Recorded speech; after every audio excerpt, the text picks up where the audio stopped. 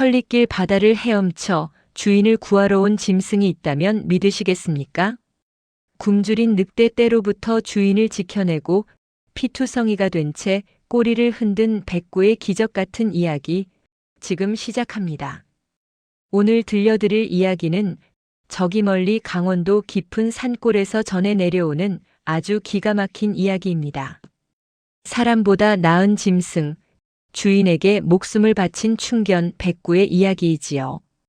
귀를 조금만 기울여 보세요. 옛날, 아주 먼 옛날, 조선 땅 어느 조용한 고을에 이선비라는 분이 살고 있었습니다.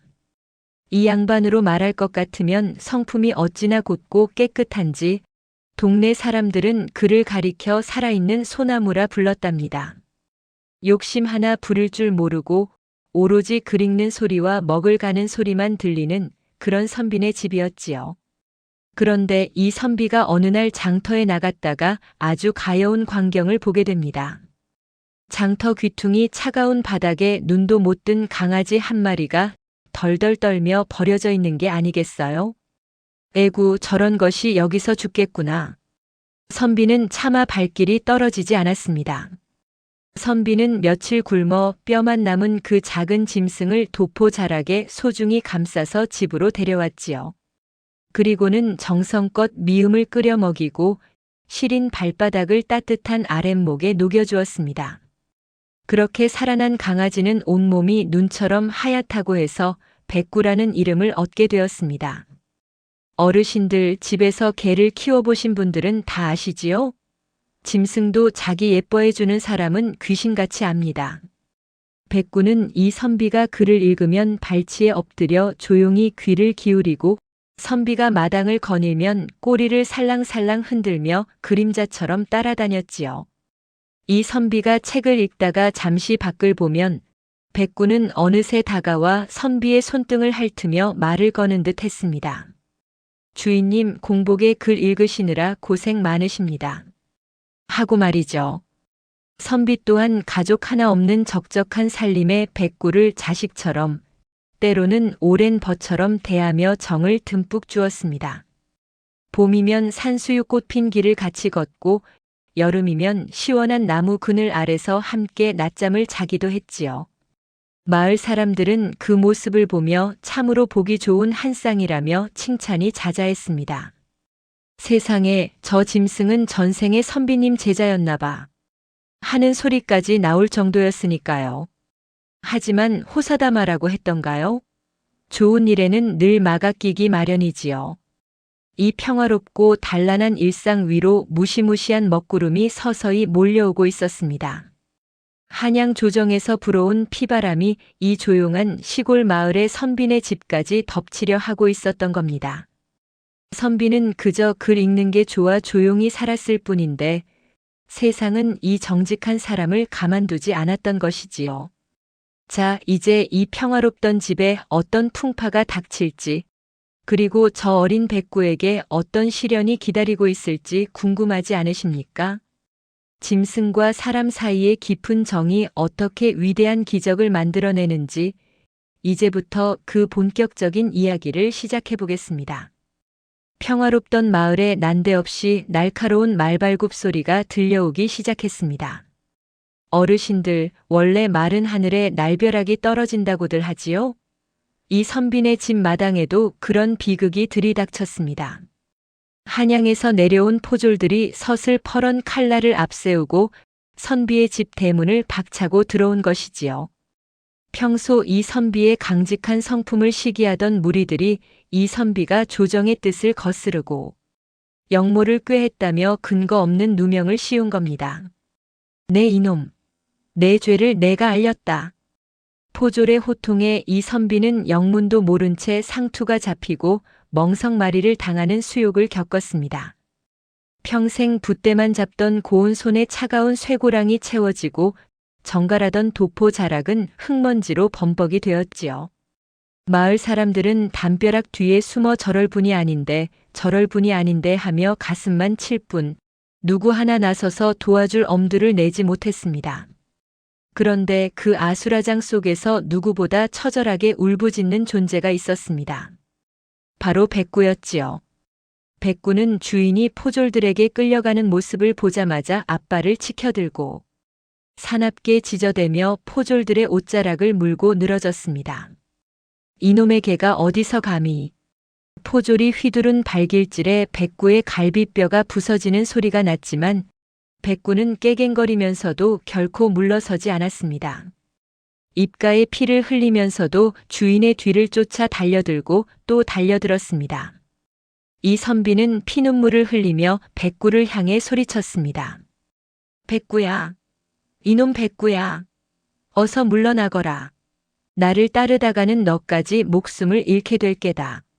선비는 차마 백구가 다치는 꼴을 볼 수 없어 억지로 모진 소리를 내뱉으며 백구를 걷어차는 신용까지 했습니다. 어르신들, 주인의 그 마음이 오죽했겠습니까?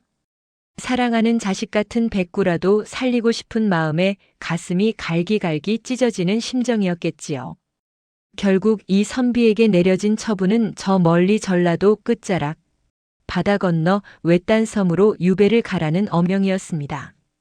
한양에서 그 먼 남쪽 섬까지 죄인의 몸으로 끌려가는 길은 그야말로 죽음의 행군이었습니다.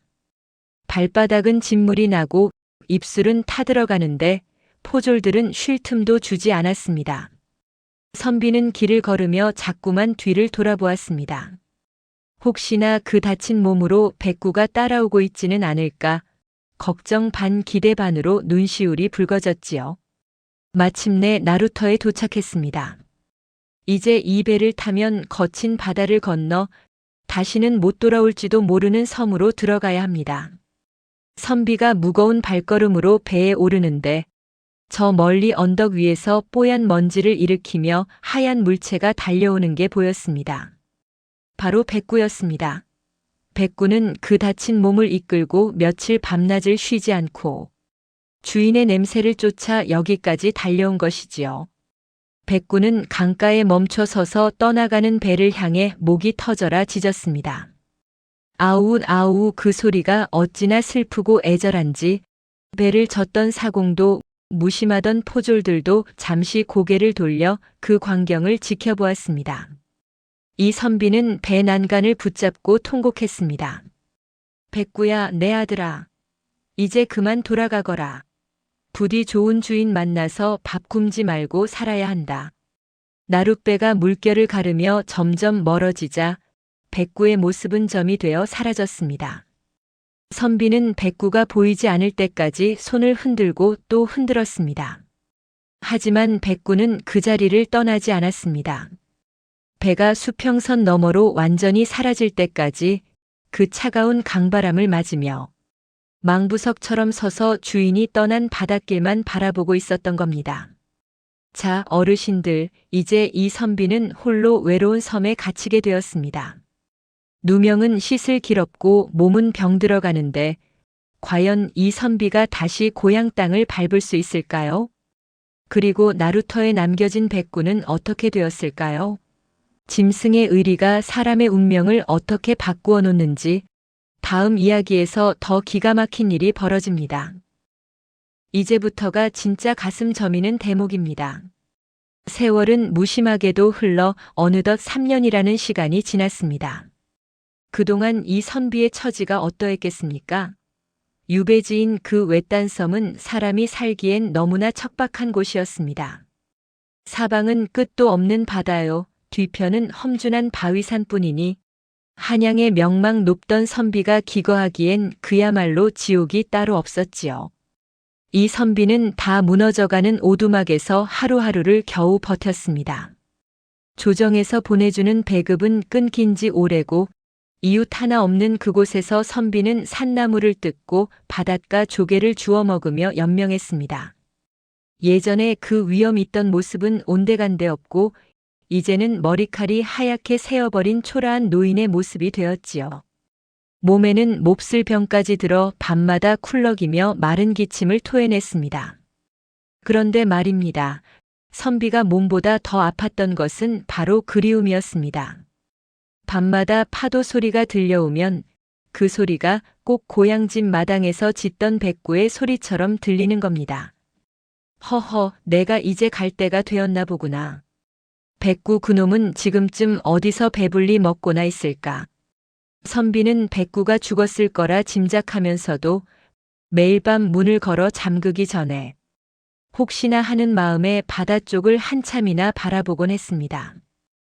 그러던 어느 유독 추운 겨울밤이었습니다.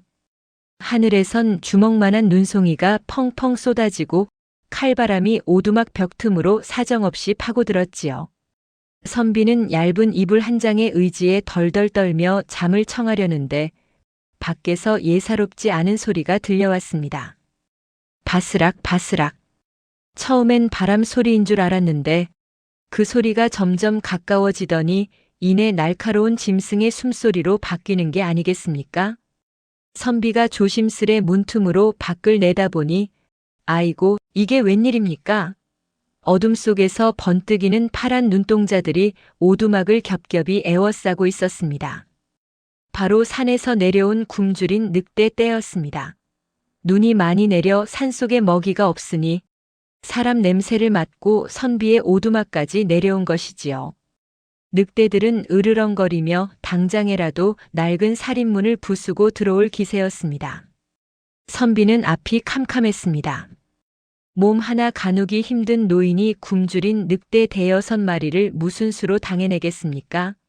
아, 결국 이렇게 늑대밥이 되어 생을 마감하는구나. 억울한 누명도 벗지 못하고 고향 땅도 밟지 못한 채 이 타지에서 뼈를 묻겠구나.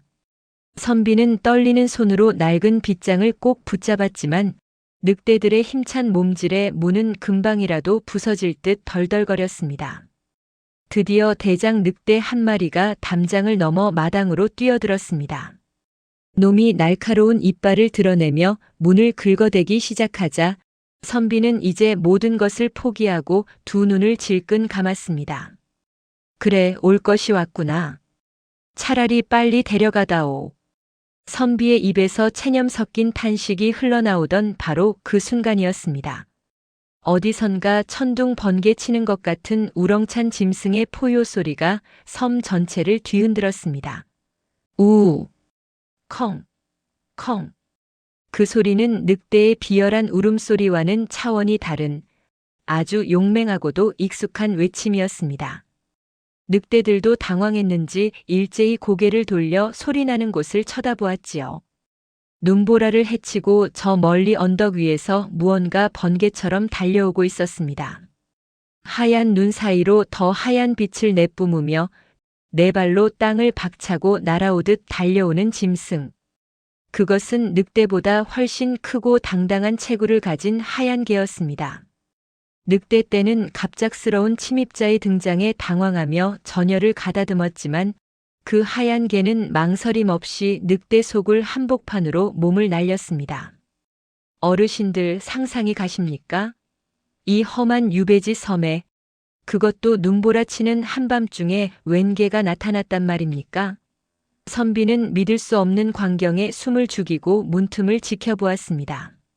하얀 개는 대장 늑대의 목덜미를 단숨에 물어뜯으며 사투를 벌이기 시작했습니다. 눈 위로 붉은 피가 튀고 짐승들의 처절한 비명이 겨울밤을 가득 메웠지요. 과연 이 하얀 개의 정체는 무엇일까요? 이 깊고 먼 섬까지 어떻게 알고 찾아온 것일까요? 선비의 심장은 터질 듯이 뛰기 시작했습니다. 설마 내가? 선비의 입술이 파르르 떨렸습니다. 자, 이 기적 같은 사투의 결말이 어떻게 될지 잠시 숨을 고르고 다음 대목에서 말씀드리겠습니다. 이제 손에 땀을 쥐는 절정의 순간입니다. 마당에서는 피 튀기는 전쟁이 벌어졌습니다. 그 하얀 개는 혼자서 늑대 4-5마리를 상대하는데 어찌나 용맹한지 앞발을 크게 휘두르고 날카로운 이빨로 늑대들의 숨통을 노리며 필사적으로 싸웠습니다. 늑대들도 굶주림에 눈이 뒤집혔던지라 쉽게 물러서지 않았지요. 하얀 개의 등 위로 늑대의 이빨이 박히고 옆구리에 시뻘건 핏물이 배어나왔습니다.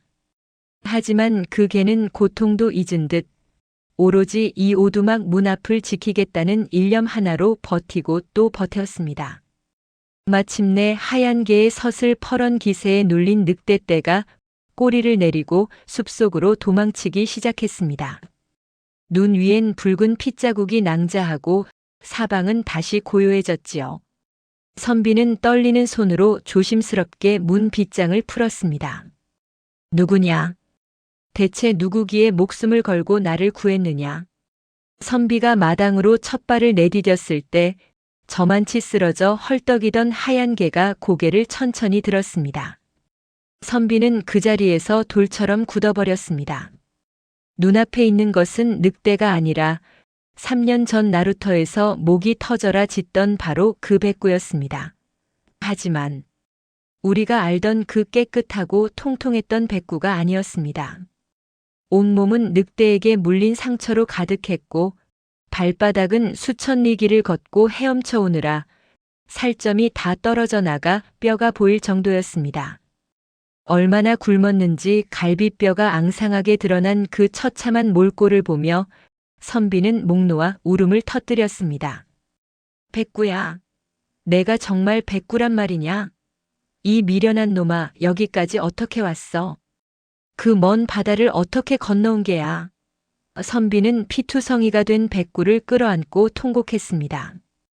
백구는 기운이 다해 눈도 제대로 뜨지 못하면서도 주인의 목소리를 듣자 가느다랗게 꼬리를 살랑였습니다.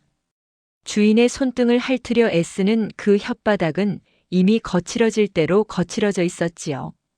백구는 3년 동안 주인의 냄새를 찾아 팔도강산을 헤매고 거친 파도를 맨몸으로 가르며 기어코 이 섬까지 찾아온 것이었습니다. 사람들은 말합니다. 백구가 주인의 냄새를 쫓아 남쪽 끝 나루터에서 며칠을 밤새워 울다 지나가는 고기잡이 배에 몰래 몸을 싣고 섬으로 들어온 것이 아니냐고요. 짐승의 일이라고는 믿기지 않는 집념이었지요. 그런데 바로 그때였습니다. 저 멀리 해안가에서 횃불들이 일렁이며 수십 명의 사람이 오두막을 향해 달려오는 게 아니겠습니까? 이 선비님, 어디 계십니까? 소리를 들어보니 포졸들의 거친 목소리가 아니라 고향 마을 사람들과 전령의 목소리였습니다. 선비는 깜짝 놀라 백구를 품에 안은 채 밖을 보았습니다. 한양에서 내려온 전령이 무릎을 꿇으며 두 손으로 교지를 높이 받들어 올렸습니다. 이 선비님, 경하드립니다. 임금님께서 간신들의 죄를 밝혀내시고 선비님의 누명을 완전히 벗겨주셨습니다. 지금 즉시 한양으로 복귀하여 예전의 관직을 되찾으라는 어명이 내려졌습니다. 어르신들 참으로 기가 막힌 타이밍 아닙니까? 세상에 주인을 살리러 온 백구와 주인의 명예를 살리러 온 어명이 같은 날 같은 시간에 도착한 것입니다. 선비는 교지를 가슴에 품고 하늘을 우러러보며 외쳤습니다. 하늘이 도우셨구나. 아니, 우리 백구가 나를 살렸구나. 눈보라가 거치고 구름 사이로 밝은 달빛이 선비와 백구를 비추었습니다. 마을 사람들은 백구의 몰골을 보고 모두가 눈시울을 붉혔습니다. 세상에 이 개가 고향 집에서 사라진 지 1년이 넘었는데 그 먼 바다를 건너 여기까지 오다니. 이건 개가 아니라 신령님이 보내신 사자입니다. 사람들은 앞다투어 백구의 상처를 닦아주고 따뜻한 옷가지로 몸을 감싸주었습니다. 억울한 누명 속에서 죽음만을 기다리던 선비의 운명이 충직한 짐승 덕분에 한순간에 뒤바뀌는 기적 같은 순간이었지요. 자, 이제 모든 것이 제자리로 돌아왔습니다. 누명은 씻겼고 주인과 개는 다시 만났습니다. 하지만 이야기는 여기서 끝이 아닙니다.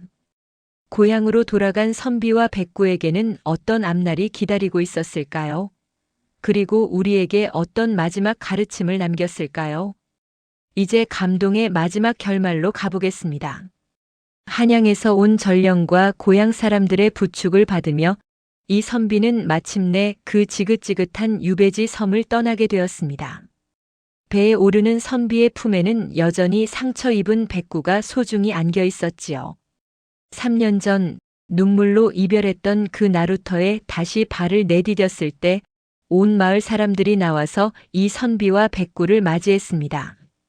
누명을 벗고 다시 높은 관직에 오른 이 선비였지만 그는 예전처럼 화려한 생활에 욕심을 내지 않았습니다. 오히려 나라에서 내린 하사금을 털어 자기처럼 억울한 일을 당한 사람들을 돕고 백구처럼 갈 곳 없는 짐승들을 돌보며 남은 여생을 보냈답니다. 백구는 어떻게 되었냐고요?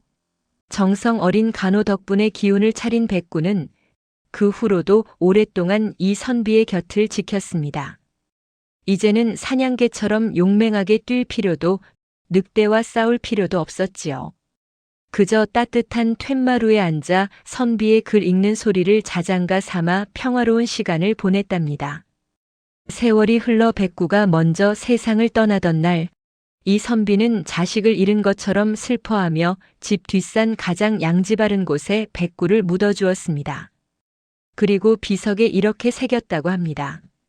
사람보다 나은 의리, 사람보다 깊은 사랑. 이 이야기는 입에서 입으로 전해져 고을의 전설이 되었고, 사람들은 마음이 흔들릴 때마다 이 선비와 백구의 이야기를 떠올리며 자신을 돌아보았다고 합니다. 어르신들, 오늘 이야기를 들으시면서 어떤 생각이 드셨나요? 요즘 세상이 참 팍팍하고 무섭다고들 합니다.